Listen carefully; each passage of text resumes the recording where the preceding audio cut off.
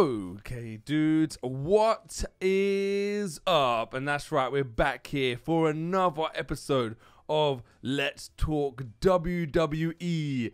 It's so awesome. All right, dude, so SmackDown was the latest one to happen. Now, before you guys say anything, I know Raw is on in a couple of hours. I know this.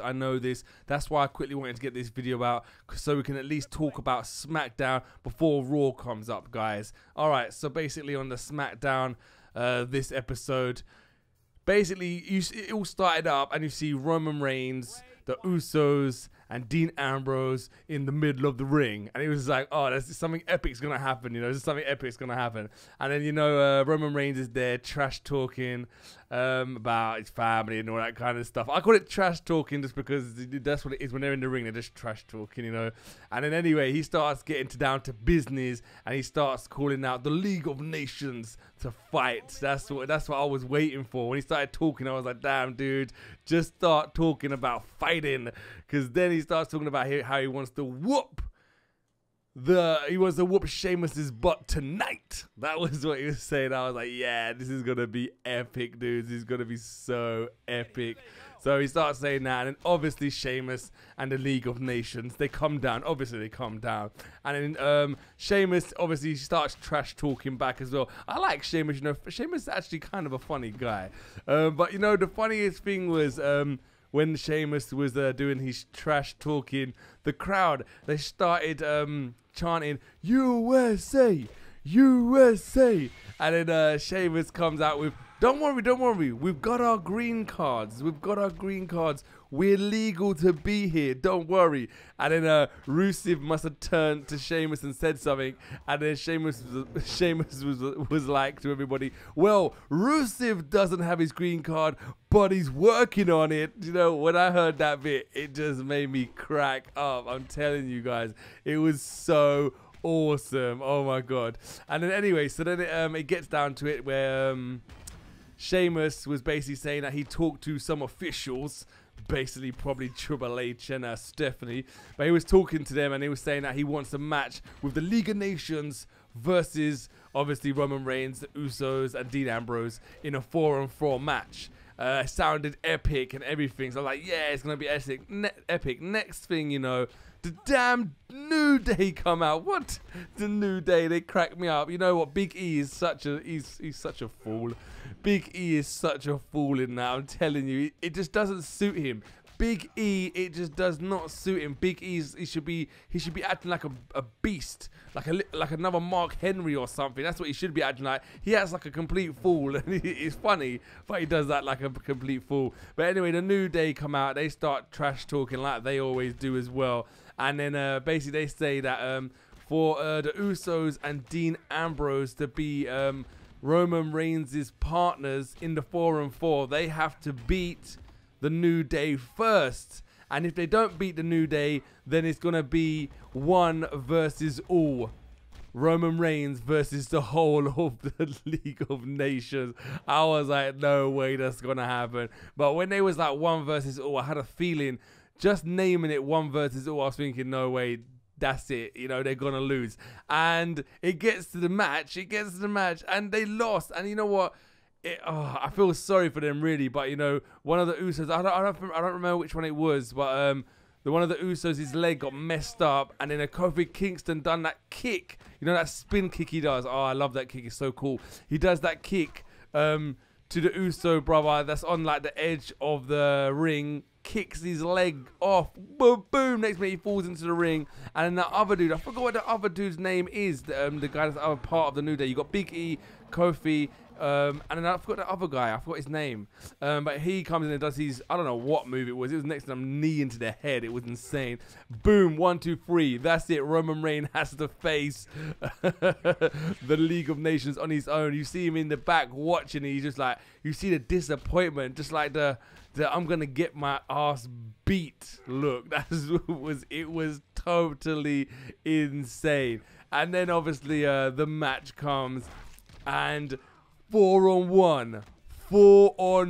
So Roman Reigns gets into the ring, and then you just see like Alberto Del Rio. Yeah. Anyway, he goes into the ring first. He's like 4-on-1. 4-on-1 with his fingers, like 4-on-1. I was like, oh my god. Anyway, they start beating the heck out of Roman Reigns, like you would expect them to. 4 dudes on one, you know. Even though it was, they did have to tag in. They couldn't just walk up in there and just beat him up. They had to literally tag in each time. But obviously they had a good a strategy. What they've done was they put Roman Reigns in their corner, beat him down in the corner for 4 seconds when the referees counted, quickly tagged, the other one come in and exactly the same for 4 seconds, tagged. They constantly done that, which was really, really awesome. But then he got to the point of King Barrett. He got into the ring and he's just insane. King Barrett's insane, right? First of all, he goes mad at the official, the referee, for just, I don't know, for no reason really. And the next minute, when he's out of the ring, he goes and trips Roman Reigns up. Like, really, dude, there's 4 of you. You don't even need to do dodgy stuff like that. But he did, and then somehow, some way, some why reason, I don't know, but the referee actually sends King Barrett out, gets him out of there. Like, what? So then it's only a 3-on-1. And then they start beating him down again. And then this is where it gets really crazy for me, guys, because my TV stopped recording. Yes, so I actually didn't get to see the rest of the match. I only got to see when King Barrett got kicked out, which was really disappointing. So if you guys, if you guys could really fill me in on that information, I would be so grateful, guys, because it's so disappointing. When it happened, I was like, oh, no way, because what happened was the live tennis actually played at the beginning and took off some of the beginning of WWE, but obviously when it went on longer, it stopped, my TV stopped recording it. I was like, no way. So I didn't get to see the rest of that match. So dudes, if you could, please fill me in. I would be really, really grateful. I would be grateful. But what else happened in that series? Oh, I want to talk about one thing. The Divas are getting awesome, guys. Oh my god, I saw that Becky versus Brie.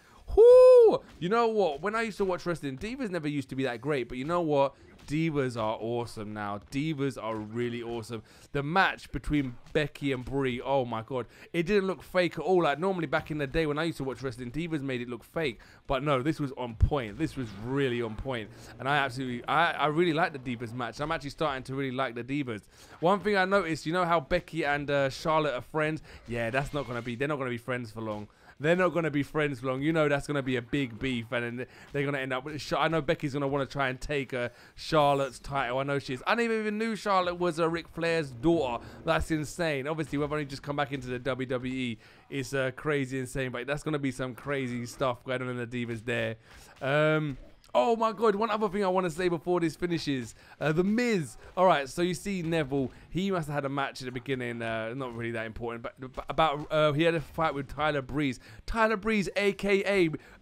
Prince Pretty. What the heck? That guy's crazy. He's in a beef with Dolph Ziggler at the minute. But he had a match with Neville. But we're not talking about that. What I'm talking about is when Neville was walking through the back rooms, you see Miz there. And then it was so funny because Miz just looks at him, stops at him, and then Neville was like, I'm not in the mood for this right now. Miz just looks at him and goes, I've never seen ears like that before. But it was so true. I started laughing as well because, you know, Neville's ears. Oh my god, his ears. They point out, like, what the heck, dude? Get him pinned back or something. But it was so funny when the Miz says that. I've never seen ears like that before. I was like, oh my god, that was awesome. Oh, dudes, we're coming to the end here. All right, so another thing I wanted to talk about. The Dudley Boys versus the Wyatt family. All right, so basically Devon took on Bray Wyatt, and obviously Bray Wyatt won. But let's get down to the nitty-gritty. At the end of the match, basically what happened was Bray Wyatt picked up Devon, and then Bubba Ray went to run in with Tommy Dreamer, and then Bray Wyatt looked and said, don't come in or he's going to do his finishing move on him. It was insane. Next minute, they get a table. They're going to put Devon through a table. No way. Next minute, Tommy Dreamer gets 2 kendo sticks from underneath the rings, throws one to Bubba Ray. They go into the ring. They start beating down the Wyatt family like they do. And then the next minute, the Wyatt family come back. They take the sticks off them.